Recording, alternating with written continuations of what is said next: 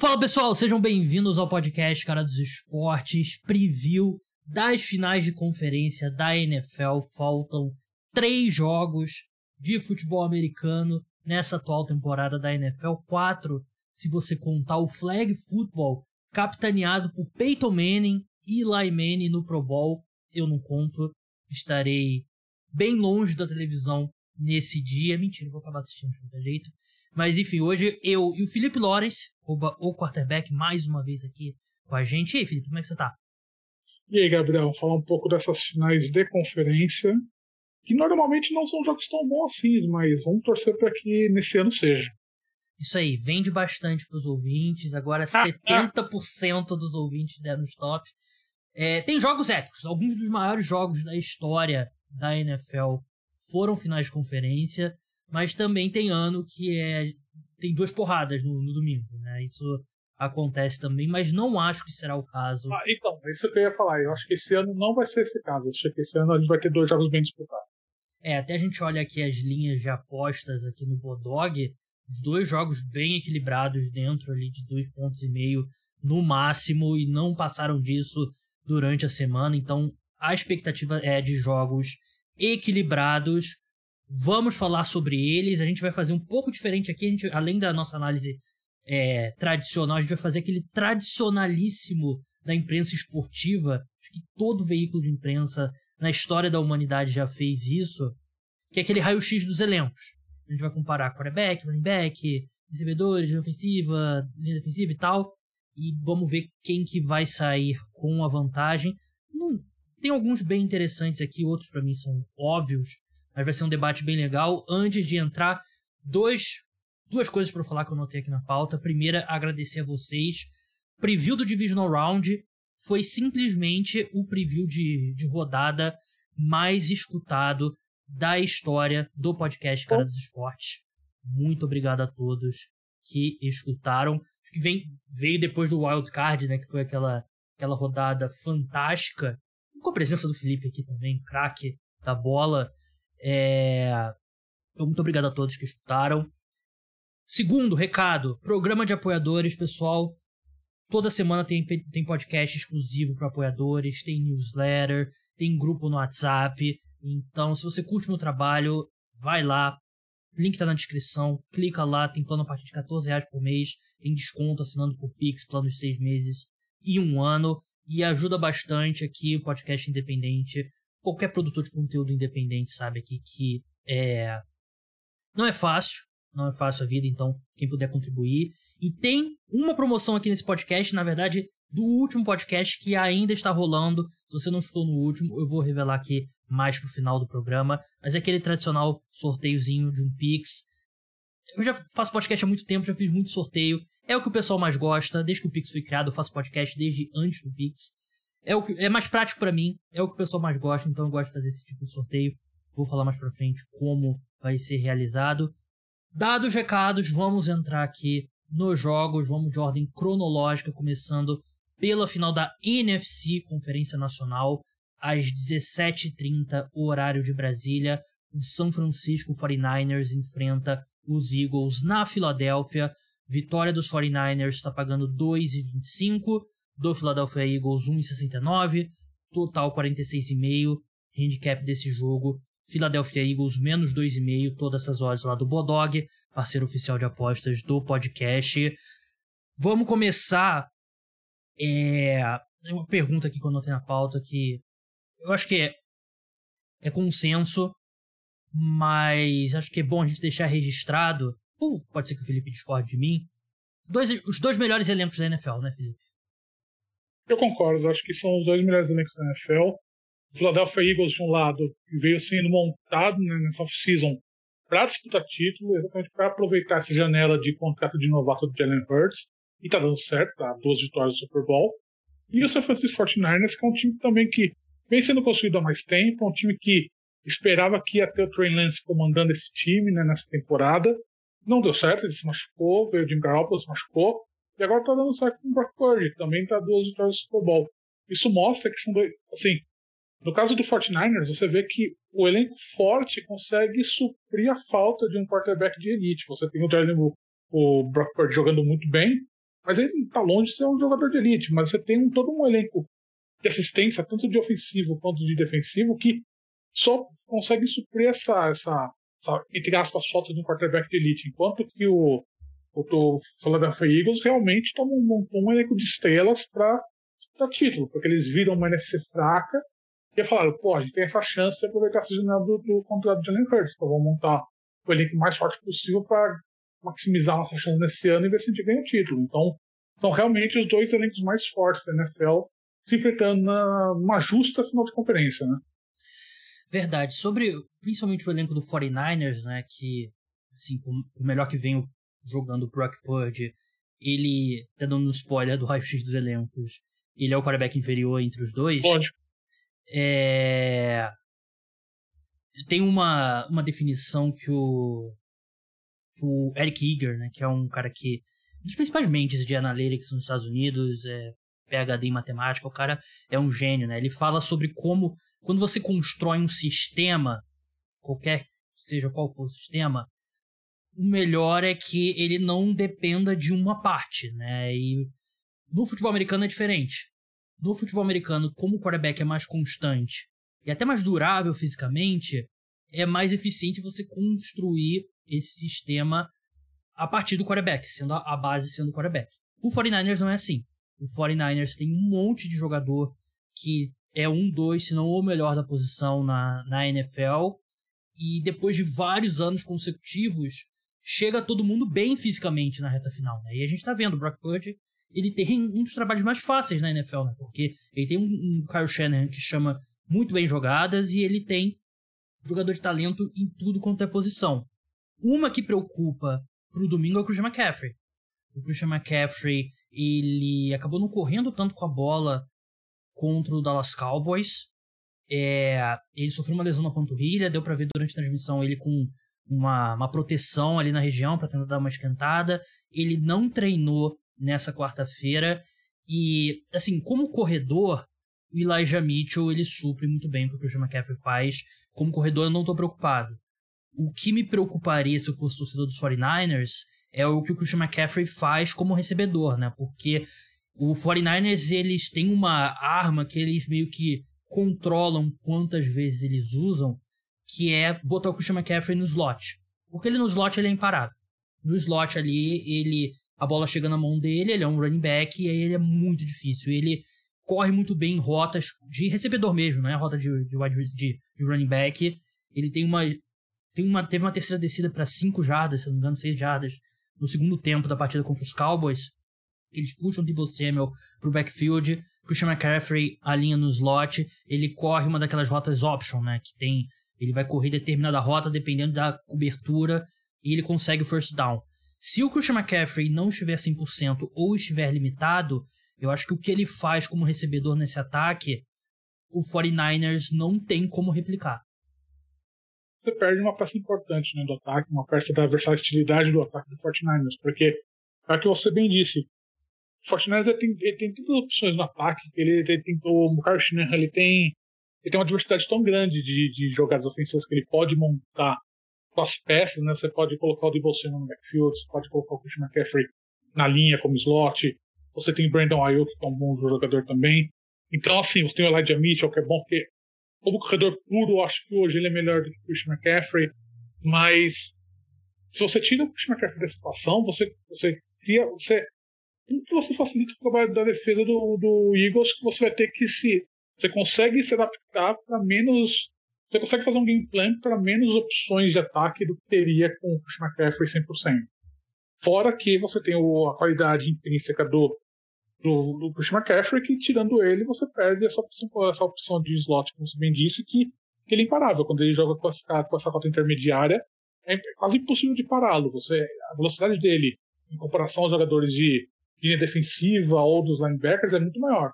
Então, perde a versatilidade, mas eu acho que nesse momento eu não estou muito preocupado ainda, porque é um jogador que já joga machucado há muito tempo, é um jogador que está acostumado a jogar com lesão, um jogador que... É triste falar isso, mas é um cara que está acostumado a jogar com lesão. Ele já tem as 10 mil horas do Malcolm Gladwell, né, de jogar com lesão, né? Exato. Então, assim, ele conhece o próprio corpo, ele sabe o que ele pode fazer. E acho que E quando ele foi trocado pelo 49ers, o 49ers pegou ele, o jogador, sabendo que ele tem esse histórico de lesão. Um cara que você precisa fazer imitar jogadas quando ele participa, quando ele faz treino. Então, a princípio não me preocupa, até porque o Kyle Shanahan ele sabe adaptar muito bem o ataque dele. Então, não acho que não. Vamos ver nos próximos dias se ele vai treinar, se vai treinar pouco. Hoje na coletiva o Kyle Shanahan ele falou assim, não me pareceu muito preocupado. Então, nesse momento acho que não chega a ser uma preocupação em termos de desfalque pro 49ers agora na final de conferência. Eu não sei se eu senti o mesmo otimismo, não, porque, se eu não me engano, ele falou que espera que ele vá jogar, né? Eu gostaria de ouvir, se eu fosse torcedor do 49ers, que o Christian McCaffrey vai jogar.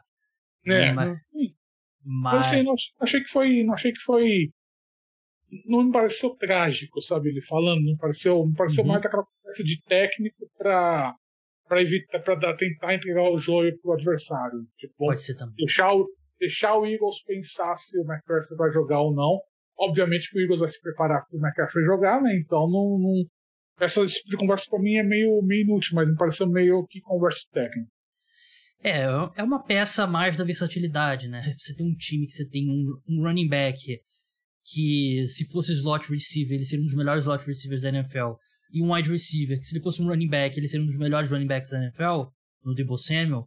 É uma versatilidade que nenhum outro time tem. A defesa dos Eagles contra o passe é uma das melhores da NFL. Eu até estava olhando aqui em EPA por jogada. A defesa que menos cede EPA contra o passe na temporada, EPA expectativa de pontos adicionados, na estatística avançada, é o Philadelphia Eagles. A terceira é o 49ers. Então, estão bem próximas uma da outra. Só que a diferença é no jogo terrestre. A defesa do 49ers é a melhor em EPA por jogada, a segunda melhor em EPA por jogada contra o jogo terrestre, enquanto a defesa do Philadelphia Eagles na temporada é 24ª apenas. Acho que é o ponto que o 49ers tentará explorar, e deveria tentar explorar, porque é um time que tem um ataque terrestre muito diverso, um ataque terrestre bem criativo, e, assim, todo jogo, claro, você vai ter mais chances de vencer saindo na frente. Isso é óbvio, isso é clichê e tal, mas isso é óbvio.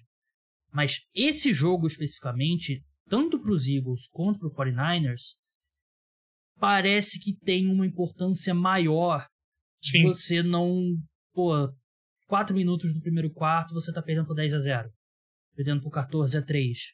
Porque, por mais que o Jalen Hurts, pra mim, é o segundo colocado no MVP e tal, ele não é um quarterback tão testado, tendo que trazer o Philadelphia Eagles de volta no braço dele num jogo grande. O Brock Purdy nem se fala.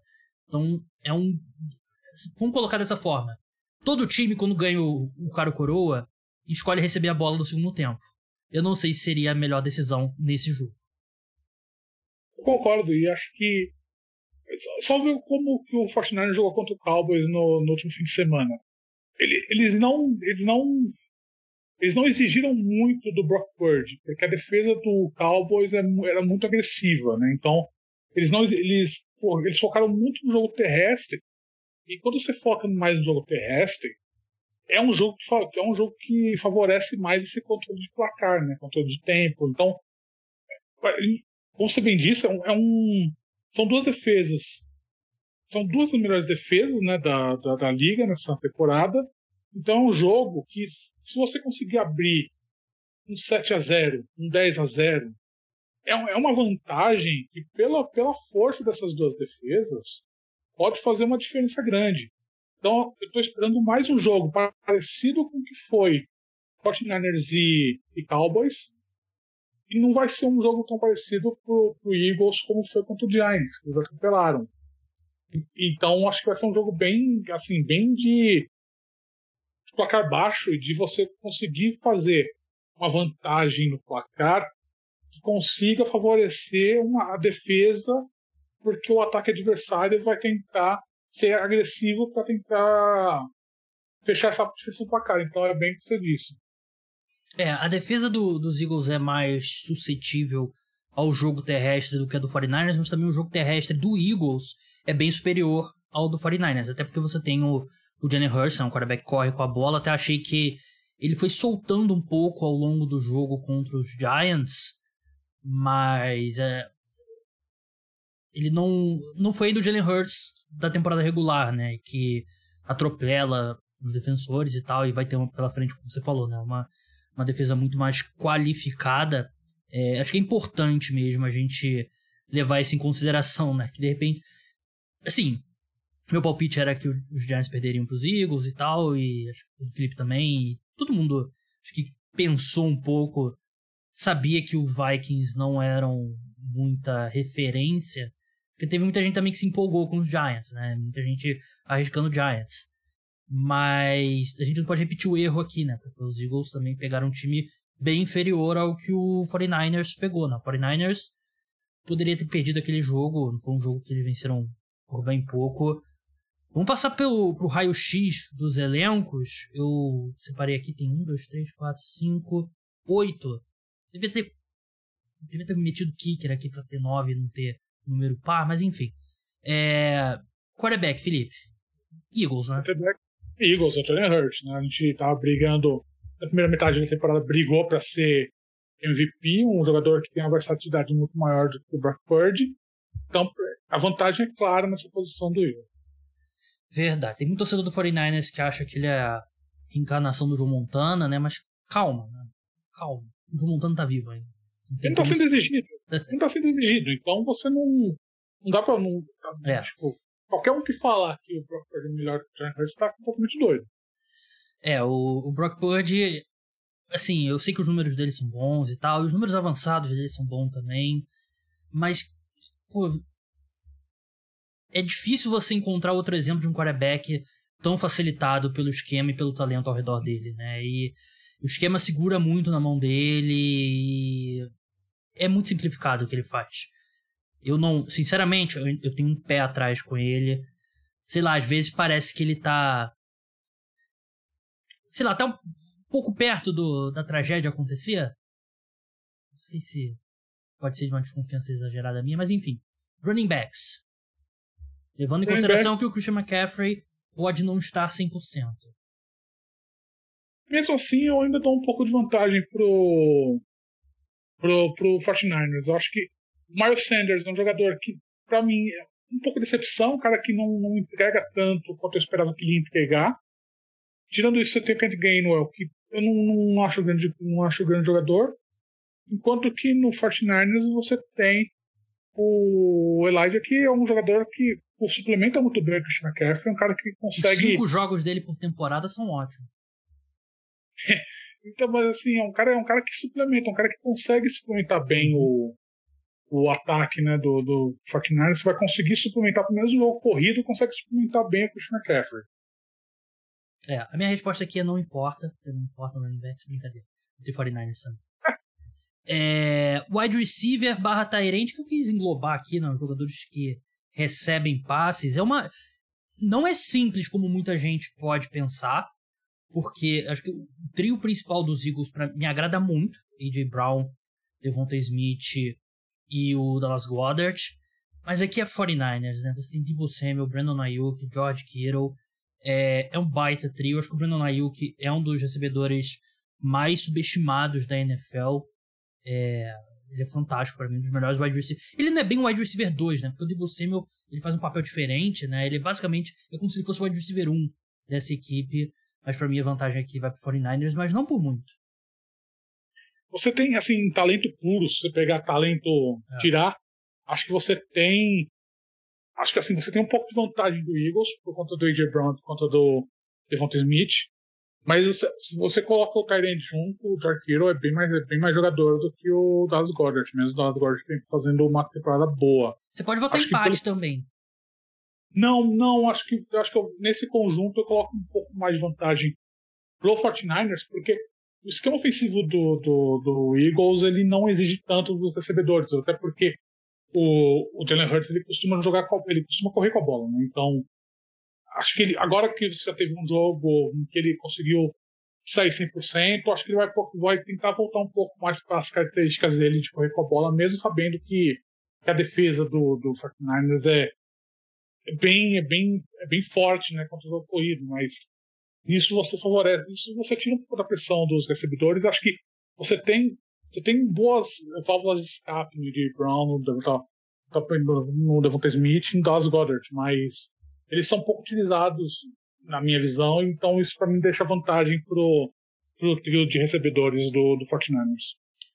Eu acho, pra mim foi bem direto. Eu acho o J. Brown melhor que o Deebo Samuel. Eu acho o Brandon Ayuk melhor que o Devonta Smith e o George Kittle melhor do que o Dallas Goedert. Eu gosto do Dallas Goedert, né? Mas o George Kittle é outro nível de jogador. E até se você começar a olhar um pouco mais profundamente, né? Acho que o wide receiver 3 dos Eagles é o Chris Watkins. E enquanto o 49ers é o Joan Jennings, né? Que eu acho que ele é melhor do que o Chris Watkins, né? Então, a vantagem aqui pro 49ers. Linha ofensiva, pra mim, também é simples. Philadelphia Eagles. Philadelphia Eagles também, uma linha que na semana passada a gente viu que anulou, né, a defesa do Giants, que estava jogando bem, não conseguiu fazer nada, enquanto que a linha ofensiva do 49ers no último fim de semana jogou o máximo que pôde para conseguir segurar o Dallas Cowboys. Não foi uma apresentação terrível, mas botou um pouquinho de medo no torcedor do 49ers. Até a linha ofensiva dos Eagles ela é mais exigida, né? Que tem mais... A linha ofensiva do 49ers ela tem muita jogada em movimento, play action, ela não tem muito aquele drawback tradicional, né? Dos Eagles também não tem tanto, mas tem mais do que a do 49ers e do 1 ao 5, né? A linha ofensiva do Philadelphia Eagles é fantástica, né? É um exemplo de construção eficiente, né? Que a linha ofensiva é muito mais importante quem é o seu pior titular do que quem é o seu melhor titular, né? Porque é muito mais fácil explorar o elo fraco do que o impacto que por exemplo, que o Trent Williams tem nessa linha ofensiva do 49ers, né? Que foi perfeito contra o Micah Parsons, fez um grande jogo, mas ainda assim você tem outras 4 posições. Foi um bom ano da linha ofensiva do 49ers, muito bom. Mas a linha ofensiva do Philadelphia Eagles, pra mim, é a melhor da NFL, até uma boa margem. Vamos passar pra defesa aqui agora. Até agora a gente concordou em todos. Defesa, esse aqui é bem interessante, que é a linha defensiva. A gente tem de um lado, provavelmente, o Defensive Player of the Year, que é o Nick Bosa. E a gente tem do outro, na linha ofensiva do Philadelphia Eagles, a primeira na história da NFL, que 4 defensores têm 10 sacks ou mais. Pra quem vai a vantagem aqui, Felipe? E você tem aquela velha história, né? Você é o jogador de estrela ou é o grupo, né, que faz a diferença? Assim, na minha avaliação, o ano da defesa do Eagles foi excepcional, né? Esse ano da linha defensiva do Eagles foi excepcional, mas acho que o Nick Bosa, por ele vai ser o Defensive Player of the Year daqui a algumas semanas. É um jogador de uma qualidade inquestionável e acho que ele é o cara que é o tal daquele fiel da balança, né? Um cara que desequilibra o jogo. Então, por ele ser esse jogador que ele é, para mim, eu ainda coloco um tipo de vantagem para mim, ele supera o desempenho conjunto da linha defensiva do Eagles. A gente vai discordar aqui pela primeira vez, né? Concordo com você é fantástico, mas eu prefiro a profundidade da linha defensiva dos Eagles. 4 caras com pelo menos 10 sacks e tem muitos jogadores muito qualificados e a linha ofensiva do 49ers também é bem longe de ser só o Nick Bosa, né? Tem o Eric Armstead, tem o Javon Kinlaw também, mas eu vou com a profundidade aqui dos Eagles. Linebackers pra mim foi fácil, 49ers, né? Melhor dupla de linebackers da liga, acho até com uma boa margem. Também concordo, Fred Warner e Drake Newell, acho que são 2 jogadores excepcionais. O Fred Warner é um jogador absurdamente... É um jogador muito bom, aquele linebacker clássico, né, de meio de defesa, e que o Eagles vai ter muita dificuldade, porque se teve uma facilidade muito grande contra o Giants, que não tem meia unidade de linebacker naquele elenco, no 49ers vai enfrentar talvez um dos melhores, né? Então você tem uma qualificação do que o Jalen Hurts vai enfrentar, que é um ponto bem interessante. No Eagles, eu gosto bastante do Hassan Reddick, que acho que é um jogador que conseguiu se recuperar, né? Teve um início de carreira meio que parecia que não ia muito para frente, é um jogador que não conseguia se destacar muito lá no Arizona Cardinals e conseguiu evoluir bem no Eagles, né? Então, mas a vantagem para mim aqui é clara do 49ers. Eu até acho que o TJ Edwards vem de um ano muito bom, mas Assim, um exemplo melhor que você pode dar, né, é aquela jogada do Fred Warner, que ele marcou o CeeDee Lamb 30 jardas no fundo do campo, depois de começar a jogada ali como se fosse dar uma blitz ali pelo interior, né? Ele é fantástico mesmo contra o passe, né? Que é o que o linebacker acho que agrega mais valor. O Hudson Reddick eu considero ele edge rusher, né? Então nem coloquei muito ele nessa conta aqui pro Philadelphia Eagles, mas pra mim é claro, 49ers. A secundária, eu vou aqui com a profundidade da secundária do Philadelphia Eagles, né? Acho que cornerback do 49ers, acho que tirando o Travarius Ward, talvez seja um pouquinho suspeito, talvez seja um ponto menos forte. Provavelmente é o ponto menos forte dessa defesa, enquanto o Philadelphia Eagles tem um grupo mais profundo, né? Darius Slay fez um ano muito bom, o James Bradbury mais ainda, né? E tem o CJ Gardner-Johnson também, que tá jogando mais de safety, né? Mas também tem snap de nickel. Então, pra mim, Philadelphia Eagles aqui com alguma tranquilidade. Eu concordo, acho que é um grupo mais profundo, um grupo aqui que é um grupo bastante que gosta, né, de jogar, de marcação, e acho que você tem uma qualificação melhor da secundária na comparação com o 49ers, que você tem o Talanoa Hufanga, que teve um começo de temporada bom, né, mas eu acho que ele perdeu um pouco de fôlego na metade da temporada, um jogador que meio que um pouco que sumiu, mas eu gosto bastante dessa profundidade do Eagles, como você bem pontuou. E para encerrar, treinador Kyle Shanahan contra Nick Sirianni. Nick Sirianni que tem grande chance de ser eleito o treinador do ano. Para quem vai ser o voto? Eu vou colocar no Kyle Shanahan. Acho que o que ele fez nesse ano com esse elenco, com toda a segunda de quarterbacks, foi um negócio bem espetacular. E é um cara que dá bastante liberdade pro DeMeco Ryans comandar aquela defesa, né? De uma forma. Você tem uma sucessão de coordenadores defensivos que viram técnico, né, no 49ers, que mostra como que o Carson realmente ele abre mão daquele de mexer lá, deixa fazer pro quem realmente entende, e foca no ataque, que é o grande filão dele, e consegue. A gente falou agora há pouco que essa versatilidade do ataque, esses ajustes que ele faz, então acho que você ainda tem um pouco, para mim, tem um pouco de vantagem do Carson pelo que ele fez nessa temporada. Nick Sirianni, ele tem um elenco muito bom. É um cara que consegue motivar bastante o elenco, é um cara que consegue fazer. Assim, ele consegue motivar o time, mas assim, o trabalho dele como técnico, sinceramente, assim, não é uma crítica, mas eu acho que ele deixa muito mais a situação fluir do que fazendo ajustes. Então, acho que é um cara que para mim, isso daí, o Kyle Shanahan tem um pouco de vantagem nessa questão de fazer esses ajustes, de conseguir extrair de um quarterback novato, sétimo round, e levar até a final de conferência. Então, para mim, tem uma vantagem aí clara. O Kyle Shanahan, para mim, questão tática nem se compara. Bem mais treinador do que... É o meu voto, Kyle Shanahan. Bem mais treinador que o Nick Sirianni. Ele deixa muito a desejar o Kyle Shanahan em decisão durante o jogo. Isso é clássico, né? E é um negócio que chama muita atenção, mas é uma parte do trabalho, né? Que acaba a gente meio que até superestimando, né? Porque todo o ataque que o Kyle Shanahan monta, né, nesse time. E, assim, encontrar coordenadores de qualidade é trabalho do head coach. E por mais que ele não se envolva tanto com a defesa, sim. O Kyle Shanahan encontrar o Robert Saleh, depois substituir ele pelo DeMeco Ryans, acho que ele merece crédito por isso, né? Que ele identificou dois caras muito talentosos, os dois vão ser head coach na próxima temporada, né? O DeMeco Ryans, se ele não se tornar head coach, seria uma grande surpresa. O Nick Sirianni, eu vou ser bem sincero, como pessoa, eu não suporto o Nick Sirianni. E ele, assim, o perfil dele não explodiu ainda e, assim, é o tipo de perfil que se os Eagles tivessem uma fase ruim, ele seria odiado no Philadelphia. Ele é... Como é que eu vou explicar? Marrento. Ele é meio marrento, mas, assim, ele é um marrento, mas, assim, meio... um pouquinho... Eu não sei a palavra certa, meio... Tem uma dose de J.J. Watt, Russell Wilson nele. Não sei qual a palavra correta pra usar, mas não gosto dele como pessoa, não suporto o Nick Sirianni como pessoa, mas como treinador ele é muito bom. Ele taticamente não tá no nível do Kyle Shanahan, mas por outro lado, decisões de jogo ele vai muito bem, o Nick Sirianni. Mas deixa aqui registrado que eu não suporto o Nick Sirianni. Ele ter botado o Boston Scott pra correr na Red Zone me irritou profundamente.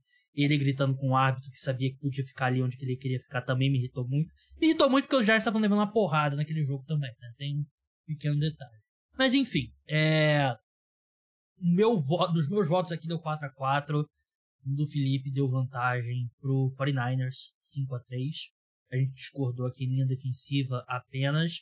Hora do palpite, Felipe. Quem vence esse jogo?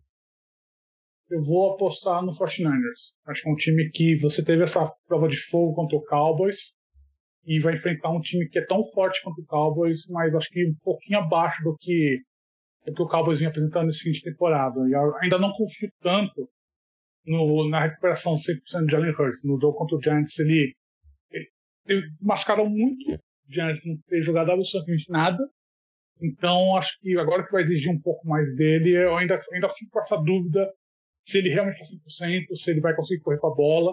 Eu acho que ele vai correr mais com a bola, mas quão efetivo ele vai ser correndo com a bola, não sei.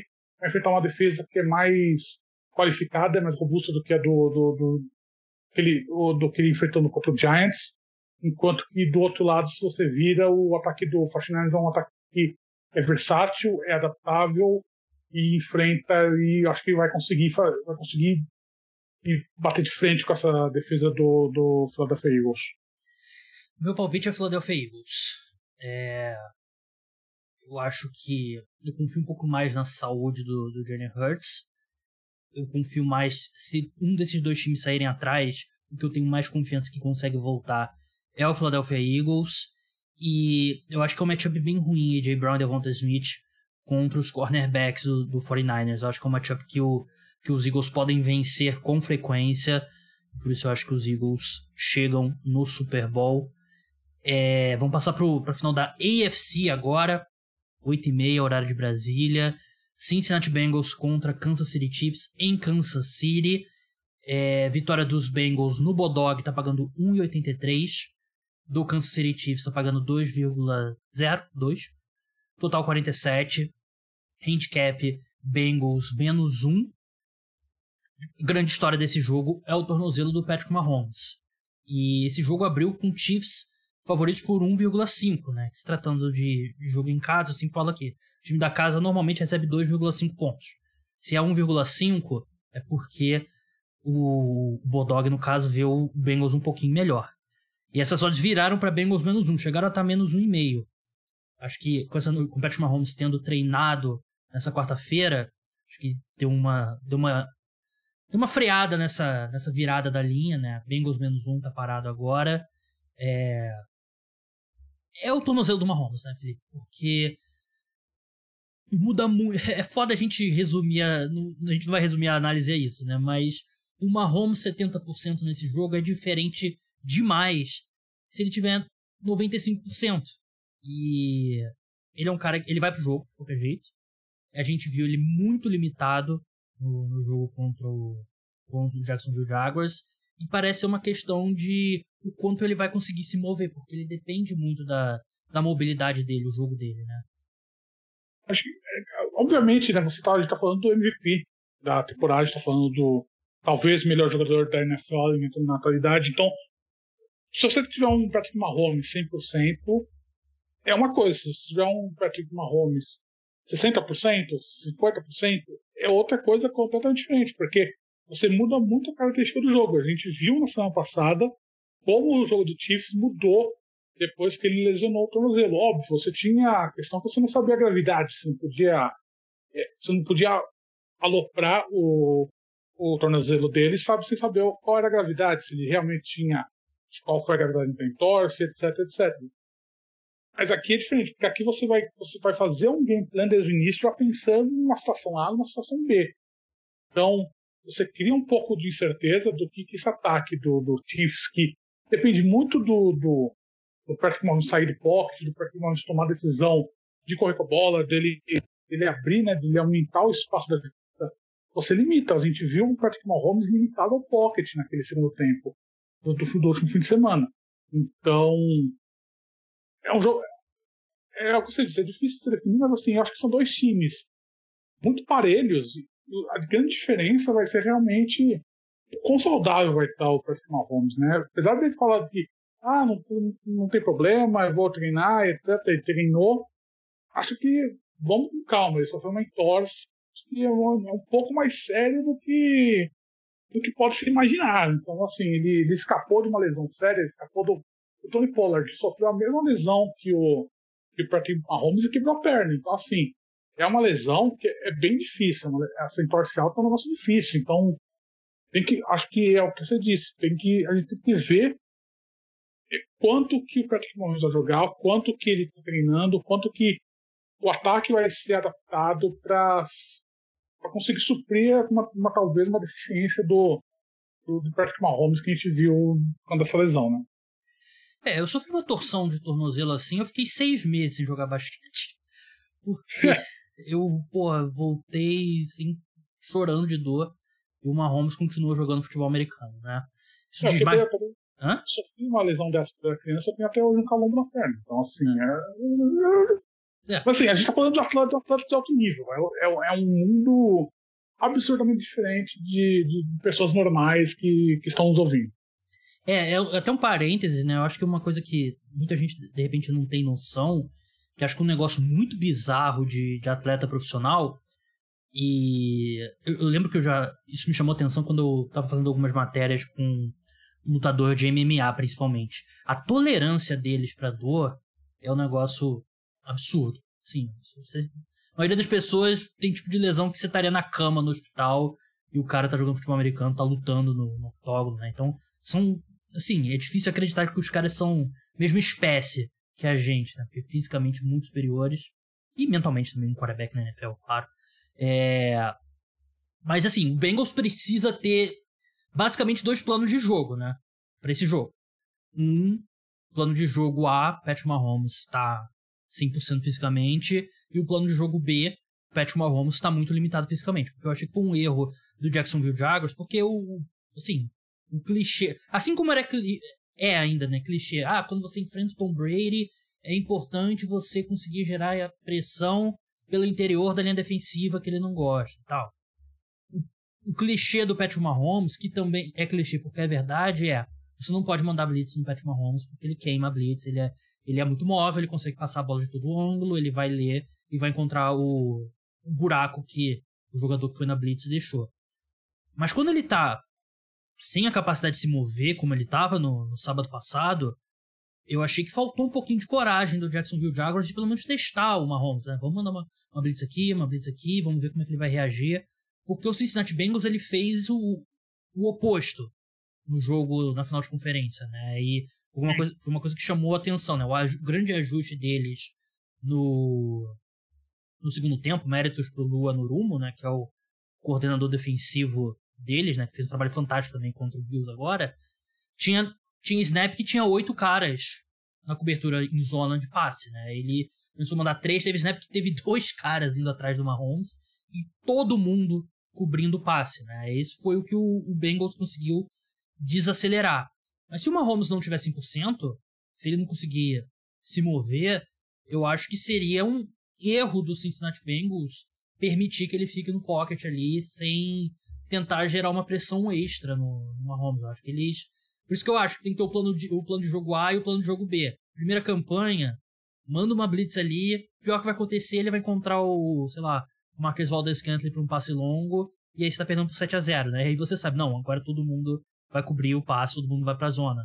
Porque, sim, você pode estar enfrentando uma Mahomes muito comprometida. A gente só vai saber em campo mesmo. Mas aí você não precisa necessariamente tratar ele como o Mahomes 100%. O Lua Narumo, que é o coordenador defensivo do Cincinnati Bengals, ele vem fazendo jogos bons, né? Ele vem conseguindo armar gameplans bons nas últimas partidas. A gente viu o que aconteceu nesse fim de semana, que ele conseguiu anular bem, né, o Josh Allen, conseguiu anular bem os recebedores do Buffalo Bills. Então ele é um cara que está conseguindo armar esses esquemas de jogo.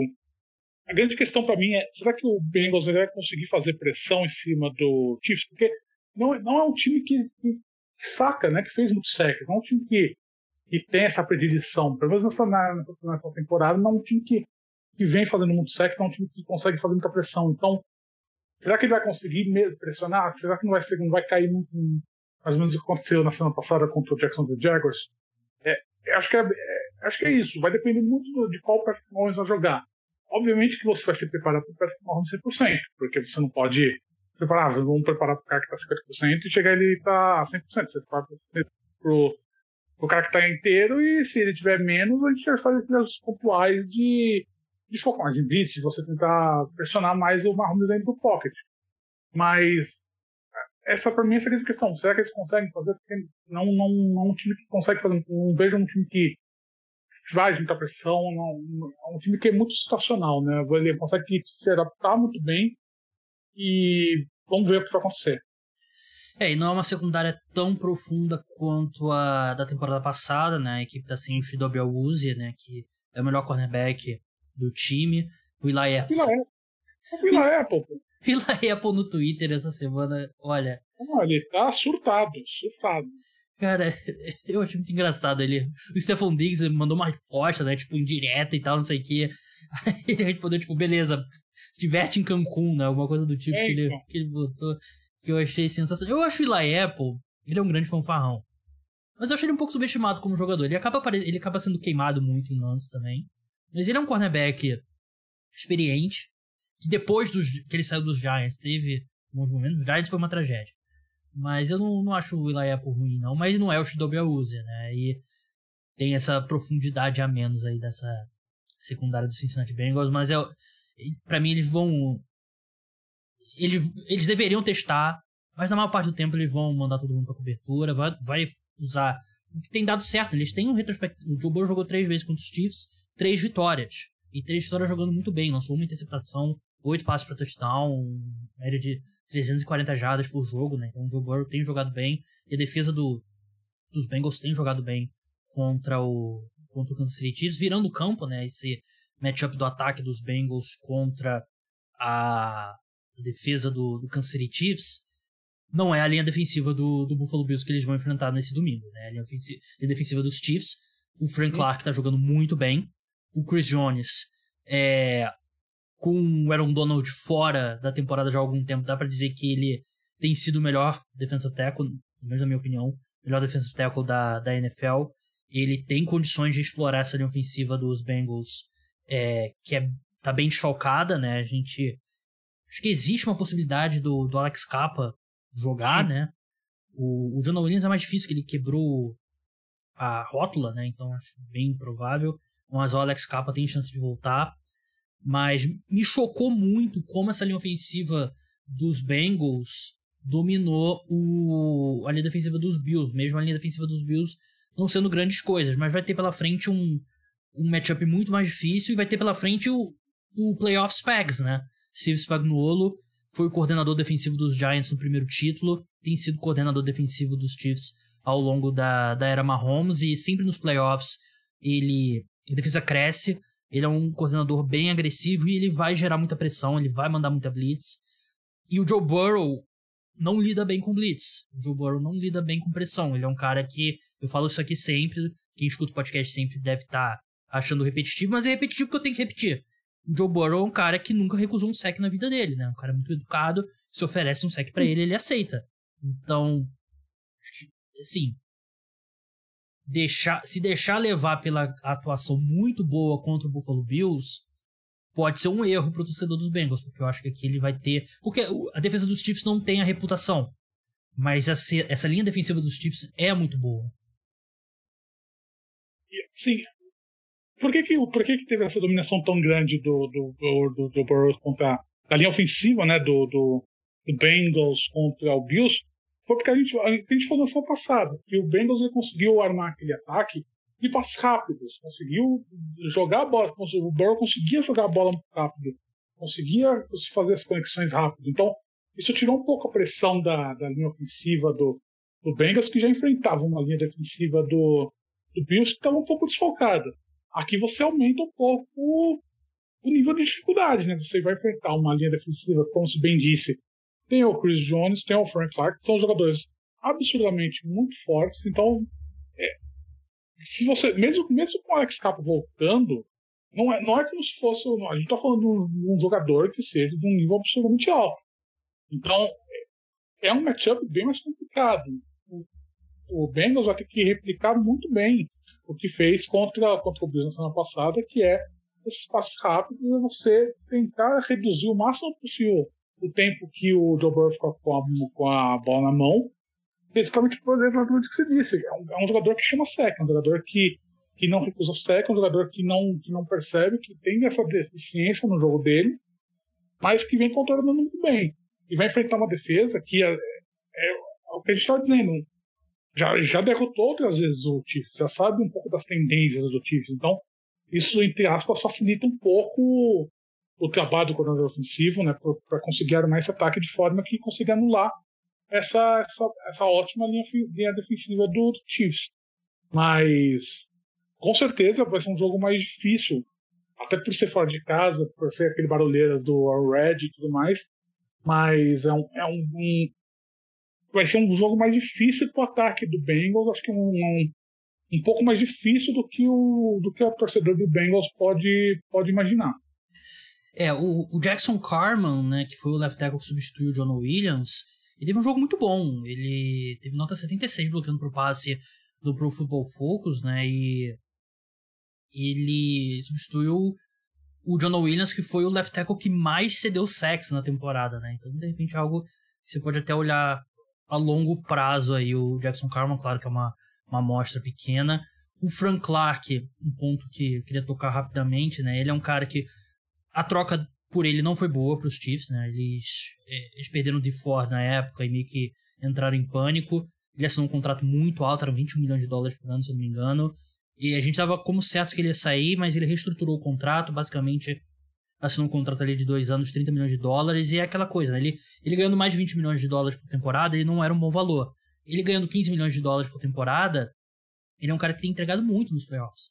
Ele é um dos líderes, é um dos jogadores líder de sacks na história dos playoffs. É um negócio que eu nunca esperaria, né? Ele que jogou bastante playoff com o Seahawks, depois agora tá jogando com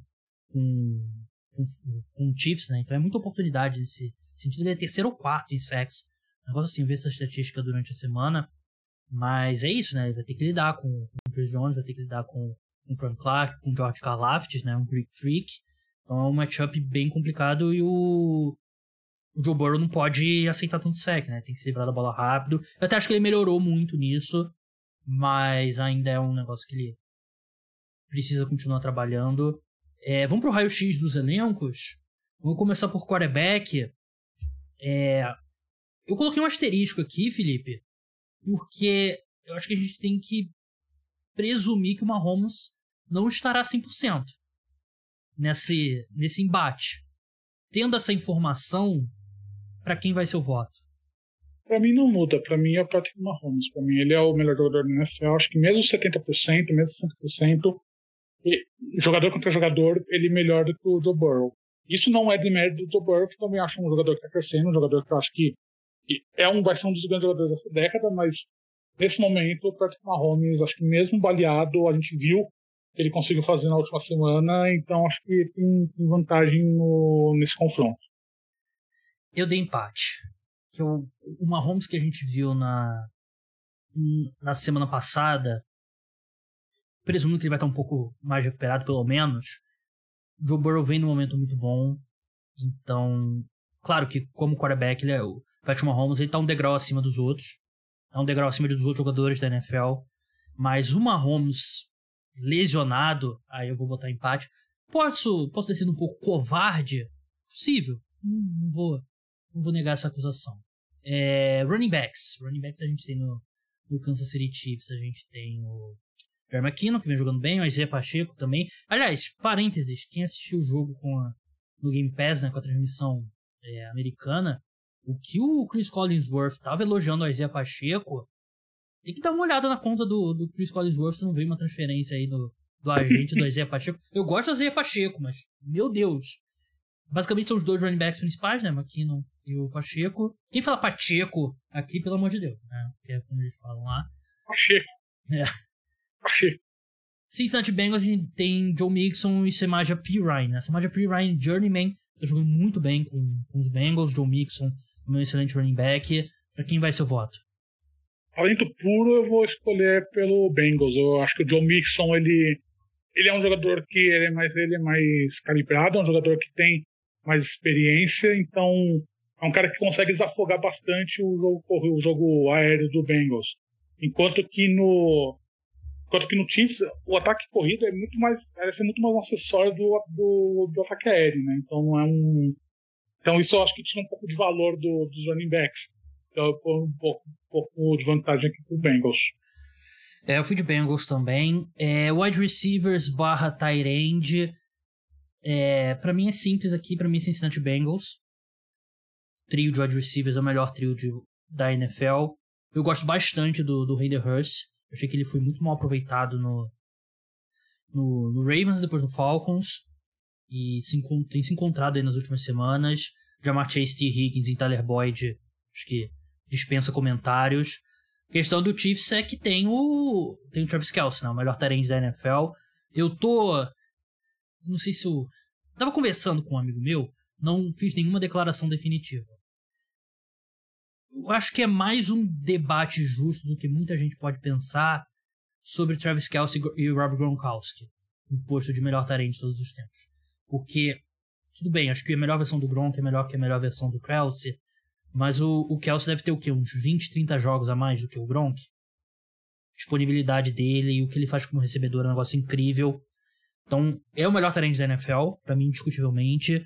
Mas aí você olha os wide receivers, você vê Juju Smith-Schuster, Justin Watson, Marquez Valdes-Scantling, Mecole Hardman é dúvida, Kadarius Toney, Sky Moore, né? São todos jogadores ali mais coadjuvantes. Então, pra mim não dá pra competir com esse... Por melhor que seja o Travis Kelce, não dá pra competir com esse trio do Bengals. Então vou votar no Bengals. Eu voto no Bengals também. Acho que aqui você tem um grupo que...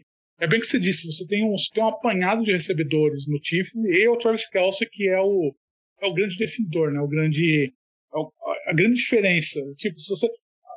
Desse grupo todo do Bengals e do Chiefs, o Travis Kelce é o melhor de todos, obviamente. Mas você tem esse grupo com o Ja'Marr Chase, com o T. Higgins e com o Tyler Boyd, e com o Hayden Hurst. O Bengals é um time que consegue favorecer o jogo, né, dos tight ends. É um time que utiliza bem tight ends, não é de hoje. Então você tem essa... acho que o grupo ele entrega mais do que você espera do Kansas City Chiefs, que você tem o Travis Kelce e um apanhado de outros jogadores que conseguem entregar muito mais por conta do Patrick Mahomes, da qualidade do Patrick Mahomes, do que da qualidade dos jogadores em si, né? Tirando o Travis Kelce, os recebedores. Foi uma decisão consciente dos Chiefs nessa off-season, né? A gente pode pagar 30 milhões pro Tyreek Hill, né? E a gente já tá pagando 45 pro Mahomes e mó dinheirão pro Chris Jones e Travis Kelce e idem. Ou a gente pode redistribuir esse dinheiro aqui do Tyreek Hill e tentar ter mais profundidade.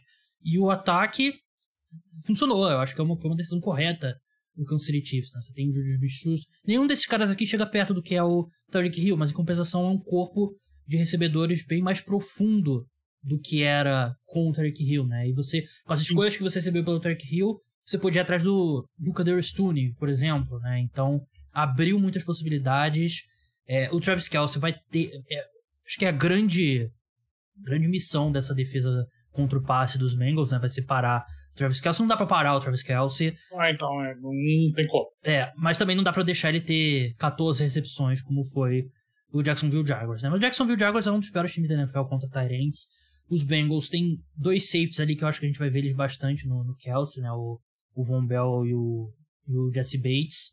Vão usar os linebackers, vai ter muita atenção em cima do Travis Kelce, e a questão aqui dos Chiefs vai ser quem vai aparecer, né? Juju Smith-Schuster, Marquez Valdes-Scantling, Kadarius Toney e tal, porque a bola vai ter que ir pra outro lugar. Mas enfim, a gente concordou aqui, Cincinnati Bengals. Linha ofensiva, acho que esse também é fácil, né?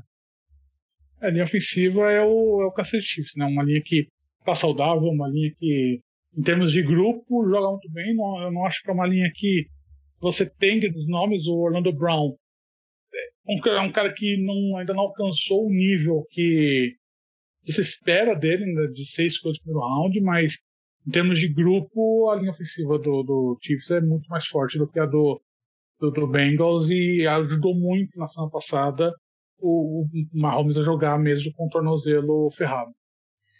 Eles têm o Joe Thuney, que é um baita left guard, o Creed Humphrey, um dos melhores centers da NFL. Acho que o Orlando Brown é um cara ok como left tackle, mais do que ok também, acho que um pouquinho acima da média o Orlando Brown. Tô vendo aqui a nota dele pro Football Focus, 77 bloqueando pro passe, que é bom. O lado direito é um pouquinho mais problemático do que o lado esquerdo, né? O Trey Smith é um bom guard, mas o Andrew Wiley claramente é o right tackle, que é o ponto fraco dessa linha. E a dos Bengals, todos os desfalques aí que a gente já falou, então fácil aqui. Chiefs, linha defensiva. Eu não acho que a linha defensiva dos Bengals seja ruim. Eu gosto muito do Trey Hendrickson, gosto do Sam Hubbard também, né? O DJ Reader também é um bom jogador. Mas pra mim aqui é simples também, Kansas City Chiefs. O Chiefs ele tem mais como seja de produção, não? Uma linha defensiva que vem crescendo, uma linha defensiva que joga junto há bastante tempo e é uma linha que consegue pressionar bem o quarterback adversário. Acho que o grande problema da linha defensiva do Bengals, apesar de ter bons nomes, é uma linha defensiva que não pressiona tanto. Eu gostaria de ver ela pressionando mais os quarterbacks, mas acho que tem uma limitação técnica ali de técnica dos jogadores e também de esquema defensivo que tira um pouco do brilho dos jogadores. Linebackers, a gente tem o Kansas City Chiefs com Willie Gay e o Nick Bolton. Cincinnati Bengals, Jermaine Pratt, Logan Wilson. Pra quem se dá vantagem? Aqui eu vou dar vantagem também pro Chiefs. Acho que são duas. Acho que assim, tem o Nick Bolton, eu gosto bastante. Acho que é um jogador que eu acho ele subestimado um pouco, mas em termos gerais são duas linhas de linebackers bem parecidas. Mas eu dou a vantagem pro Chiefs porque eu gosto do Nick Bolton como jogador. Pra mim o melhor linebacker aqui concorda é o Nick Bolton, né? E são dois grupos ok, mas eu acho que os Chiefs levam vantagem aqui. Secundária dos Chiefs, a gente tem vários garotos. Tem o Jalen Watson de um lado, tem o McDuffie do outro, né? Dois calouros e tem mais... As reservas dele também são calouros. O LaJarus Sneed, que é o veterano entre aspas, né? Que ele foi draftado em 2020, né? Então não é nem velho, mas ele é um excelente slot corner. O Juan Thornhill e o Justin Reed de safeties. Nos Bengals é um time um pouco mais veterano, tem o Eli Apple de um lado, o calouro, que é o Ken Taylor-Britt. Mas de slot tem o Mike Hilton, que é um excelente slot, veterano também. Jesse Bates também mais veterano, Von Bell também já mais experiente. Como eu falei, os Bengals não têm o melhor cornerback deles, que é o Chidobe Awuzie, né? Tá fora da temporada já há algum tempo por lesão. Mas você vai dar vantagem pra quem aqui, Felipe? Eu vou dar pro Bengals. Acho que é um grupo que tem mais experiência. Eu acho que assim, é um grupo que tem um pouquinho mais de experiência. Acho que eu gosto mais dos nomes. Acho que o Jesse Bates é um jogador bom. Acho que ele não tá numa temporada boa, mas assim, é um jogador que eu gosto, um jogador que tem aquele poder decisivo. O Von Bell é um jogador decente. O Eli Apple o Eli Apple. Eu gosto bastante do Mike Hilton Jogou muito contra os Bills. Jogou muito contra os Bills. Jogou muito contra os Bills, exatamente. Então, acho que enquanto que o Chiefs, acho que assim, o Jalen Watson, pra mim, é uma surpresa muito grande, porque é um cara que também é escolha da parte final do draft, um cara que tá conseguindo jogar muito bem, mas eu acho que você ainda falta um pouco ganhar corpo essa secundária. Acho que é uma secundária que ela ficou exposta algumas vezes, então acho que você tem um pouco do elo fraco da defesa, assim, que pode apontar assim do Chiefs, é a secundária deles. Eu vou de Bengals aqui também, mas assim, essa mudança na secundária dos Chiefs também foi outra decisão consciente, né? Sim. É um time que tem, de novo, eles têm muito dinheiro em alguns poucos jogadores, então você tem que você tem que encontrar calouros, né? Eles meio que jogaram, sei lá, a gente bota aqui 4 cornerbacks calouros e vamos ver se a gente consegue tirar 2 desse grupo, né? E o Jalen Watson como você falou, né? Tem sido uma surpresa, escolha de 7ª rodada. O Trent McDuffie já tem um pouco mais do pedigree, né? Ele começou a temporada machucado, mas tem segurado as pontas, né? Tem o LaJarus Sneed, que acho que é um slot corner muito bom. E eu não gostei deles não terem renovado com o Tyrann Mathieu, mas acabou se tornando uma boa decisão, né? Acho que o Tyrann Mathieu, principalmente, ele melhorou na segunda metade da temporada, mas a primeira metade da temporada dele com o Saints não foi muito boa. Em declínio já, né? Deu sinais de declínio. Já. E pior que ele nem é tão velho assim, o Tyrann Mathieu. Ele é um famoso... Ele entrou bem novo na NFL. Ele teve todo aquele rolo dele lá com o LSU, tem rodagem, tem muita rodagem. Chuta quantos anos ele tem? Não faço a menor ideia. Acho que tem uns 27, 28. Não, também aí você exagerou. 30 anos. Vai fazer 31 no dia 13 de maio. Se você falar que 31 anos é velho, a gente vai ter um problema aqui nesse podcast, que é a minha idade.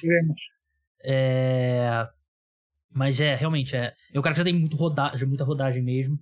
Mas enfim, a gente voltou igual aqui. Head coach, pra mim, é simples aqui também. Mas acho que na comissão técnica o coordenador defensivo, Lou Arazumo, tô falando de vários jeitos o sobrenome dele, porque eu não sei exatamente como é que é. É um ótimo coordenador defensivo. Anarumo. Mas aqui é Andy Reid, né? Não tem como, né? Exato. O Zac Taylor, ele queimou a língua de muita gente. Eu me incluo nesse grupo. Ele tem feito uma temporada muito boa. Eu não tô no fã-clube do Zac Taylor, mas o Andy Reid é um dos maiores head coaches da história da NFL. Acho que o Zac Taylor deu uma melhorada boa nessa temporada. No passado, eu critiquei muito ele. A gente criticou muito ele aqui nesse podcast, mas deu uma melhorada boa, mas você tá falando do Andy Reid do outro lado, que ele é um dos maiores técnicos da história da NFL. Já se consolidou como um dos maiores técnicos da NFL, vai pro Hall da Fama, pode se tornar segundo técnico isolado com o maior número de vitórias nos playoffs, ganhando essa final de conferência. Então, é um técnico que pensa muito bem no futebol americano, um cara que tem essa experiência, um cara que monta a comissão técnica muito bem. Ele tinha aquele problema de controle de relógio, ele conseguiu arrumar, um cara que consegue controlar relógio, então um cara que se adapta nessa disputa com o Zac Taylor fica atrás, fazendo as ressaltas com um cara que melhorou muito de uma temporada para outra. Até a minha posição, né, da off-season, nos podcasts da off-season, era que essa ida ao Super Bowl poderia custar caro pro Cincinnati Bengals, né, porque eles renovaram com o Zac Taylor depois, né. Mas ele melhorou muito. Treinadores, assim como jogadores, melhoram, né. Não é o cara começa e vai ser o mesmo nível pra sempre, né, ou pioram, às vezes também, né, mas ele vale essa ressalva aqui que ele melhorou. Bem, o meu deu 5-4, né, porque eu tive um empate, então dei um ponto pra cada um. 5-4 pros Chiefs. O seu deu 5-3 pros Chiefs. Você ficou em cima do muro que nenhum quarterback. Mas palpite. Hora do palpite, Felipe. Esse é um jogo difícil. Esse é um jogo parelho. Eu tava pensando muito antes de vir pra cá. Porque fiz lá pros caras da NFL Brasil. A minha final de conferência deu Chiefs contra Bengals. Eu coloquei Bengals. Mas eu tô realmente em dúvida. Eu acho que você tem toda essa questão que o Bengals, ele, por alguma razão, ele consegue jogar bem contra o Chiefs. Ele consegue armar bem o ataque, a defesa corresponde. Então, tem essa ressalva. Mas eu acho que o Chiefs, ele chega nesse momento aqui, apesar do Patrick Mahomes meio baleado, eu vou apostar em vitória do Chiefs aqui. Eu vou de Kansas City Chiefs também. Eu acho que a gente vai ver o Mahomes mais perto de 100% do que muita gente imagina. Eles vão injetar todas as substâncias já inventadas aí pela humanidade, né? Se ele cair no antidoping, não vai ter risco porque a urina dele não vai corroer todos os recipientes, vai ter que precisar de um pote de chumbo. E vai jogar, depois ele vai querer cortar fora a perna, esfriar o corpo dele, mas vai jogar, acho que ele vai jogar bem. Vencer uma vez, você consegue. Vencer duas, você consegue. Vencer 3, talvez. Mas vencer a quarta seguida, eu não acho que o Bengals... Brincadeira. Mas acho que são dois times bem equiparáveis. O Joe Burrow continuou evoluindo no terceiro ano dele na NFL e muita gente vai discutir que hoje ele é o segundo melhor quarterback da liga. E isso é uma discussão que a gente vai ter no off-season, né, de rankings. Mas eu vou de Kansas City Chiefs. O meu palpite lá na NFL Brasil foi Super Bowl Chiefs e Eagles. Não, foi Chiefs e 49ers. E eu botei... Esquece, eu botei o palpite errado aqui. Mas é bom que ou eu acerto lá, ou eu acerto aqui, ou o Bengals ganha e ferra todos os meus palpites. Já falei aqui no podcast, o certo é dar palpites diferentes em mídias diferentes, para você cercar de todos os lados. Mas é isso, eu acho que vai ser uma missão difícil para os Bengals lidar com o Travis Kelce. E eu confio que essa linha defensiva dos Chiefs vai causar muito problema. Eu acho que vai ser aqueles jogos de 4, 5 sacks do Joe Burrow. Por isso eu acho que dá Chiefs. Então, palpite meu aqui, Super Bowl, é Eagles e Chiefs. O seu é 49ers e Chiefs. Vamos para as apostas da semana. Um pouco diferente dessa vez, são 2 jogos apenas. A gente vai fazer uma aposta tradicional, né? A gente vai escolher ou uma vitória, ou um total, ou um handicap. Ou uma player prop, né? Que é daquelas, vai marcar touchdown, vai marcar múltiplos touchdown, over-under de recepções, over-under de jardas e tal. Então essas vão ser, eu vou ter 2, o Felipe vai ter 2. Felipe, vamos começar pela sua tradicional. Minha tradicional, assim, como eu apostei na vitória do 49ers, eu tô apostando na vitória tradicional 49ers 2,25. Eu fui mais ou menos nessa linha, mas eu fui com Chiefs. Eu acho que eu botei Chiefs 2,0 aqui como a minha aposta. Pegar Chiefs -1, esse -1 não tem basicamente valor nenhum, então acho que não vale a pena. Se é pra pegar até 3, vale a pena pegar a vitória direta, né? Aí -3,5, mais 3,5, desculpa. Aí eu acho que já vale pegar o handicap, que aí você perde por um field goal o time. Você ganha sua aposta ainda. Player prop, Felipe, uma aposta aí no desempenho de algum jogador. Player prop assim, eu não sei se eu tô sendo muito, muito otimista, mas eu gostei muito do Christian McCaffrey, de ter pelo menos 75 jardas corridas e vitória do 49ers. Esse 2,25, que a odd tá 5,25, eu gostei bastante. Boas odds mesmo, né? As odds lá do Boa Dog, né? Parceiro oficial de apostas do podcast. Se gostar de alguma, vai lá, cria sua conta com o link que tá na descrição. Eu acabei de lembrar de um negócio aqui, então eu tô enrolando enquanto eu falo aqui, porque vocês sabem, quem escuta o podcast, quem me segue no Twitter, sabe que eu defendo muito uma aposta como renda fixa. E não foi uma boa renda física esse ano, né? Eu tô tentando encontrar aqui as odds. Que é o Patrick Mahomes over passes para touchdown, né? Eu quero encontrar aqui se tem, de repente não tem porque ele tá machucado. Deixa eu ver aqui. Tem. Patrick Mahomes mais de 2,5 passes para touchdown, tá pagando 2,55. É a minha aposta da semana. Mas eu vou ter outra aposta da semana também, porque eu não tinha lembrado dessa na hora. Então, primeira, Patrick Mahomes com 3 passes para touchdown ou mais, pagando 2,55.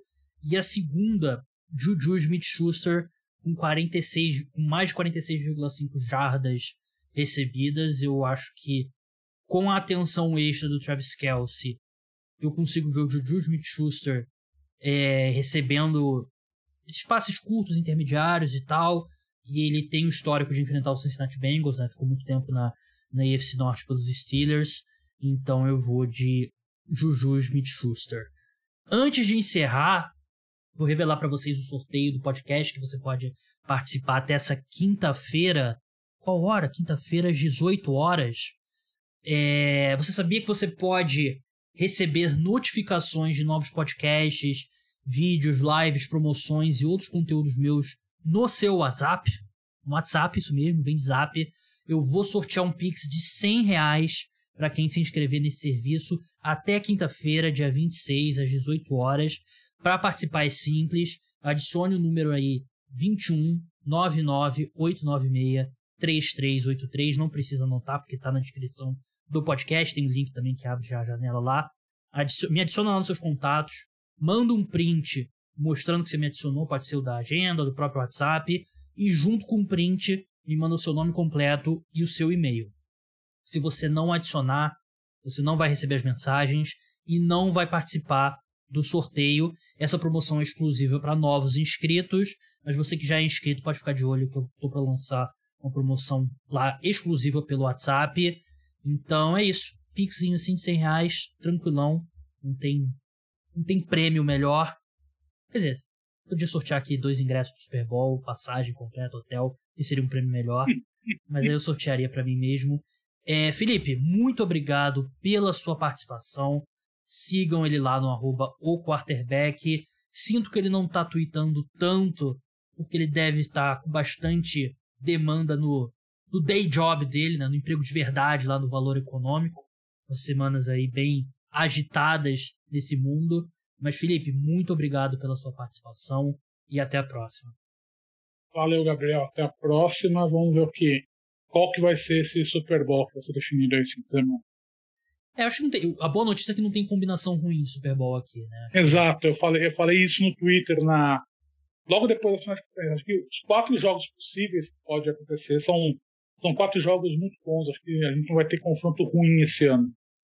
Verdade. Então é isso, pessoal. O podcast volta na madrugada de domingo para segunda, falando das 2 partidas. Infelizmente, essa semana não vai ter o episódio semanal sobre NBA. Vai voltar na última semana. Não teve na semana passada também, mas algumas demandas aí da vida real e os playoffs afunilando da NFL ficou difícil encaixar na agenda. Mas próxima semana volta com certeza. Muito obrigado a todos e até a próxima. Tchau!